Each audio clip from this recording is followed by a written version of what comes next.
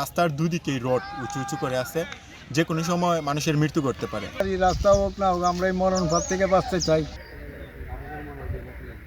খোলা অবস্থায় সড়কের গাইডওয়ালের লোহার রড পাশ দিয়ে ঝুঁকি নিয়ে চলাচল করছে মানুষ। চলতি বছরের মার্চে হবিগঞ্জের লাখাই উপজেলার সাতাও গ্রামে শুরু হয় প্রায় ৩ কিলোমিটার সড়ক পাকা ও প্রশস্তকরণের কাজ, কিন্তু গত মে মাসে সড়কের গাইডওয়ালের ৪ ইঞ্চি পর পর ৫ ইঞ্চি করে রড বের করে রেখে কাজ বন্ধ করে দেয় ঠিকাদার। এলাকাবাসীর অভিযোগ, সড়কটির কাজ বন্ধ থাকায় প্রতিদিনই ঘটছে ছোট বড় দুর্ঘটনা। বৃষ্টিতে জলাবদ্ধতা তৈরি হলে বিষয়টি আরও ভয়ঙ্কর হয়ে ওঠে। দ্রুত সড়কের কাজ শেষ করার দাবি তাদের। ২ মাস কাজ করিয়া ফালাই হয়ে গেছে গা, দুই সাইডে রড।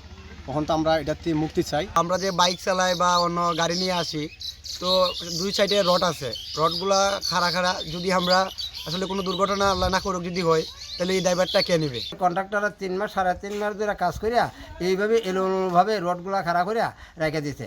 এতে আমাদের গ্রামের অনেক কৃষক এবং জনসাধারণ এই রডের আঘাত পাইয়া অনেক আঘাতপ্রাপ্ত হয়েছে। নগদের কাছে সব গ্রাহকই প্রিয়, তাই তো সারা দেশে ক্যাশ আউট চার্জ সবচেয়ে কম।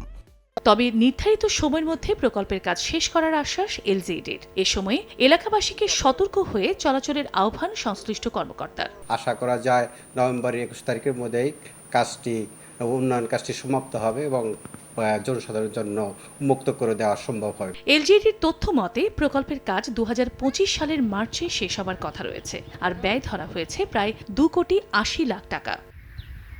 সময় সংবাদ, হবিগঞ্জ।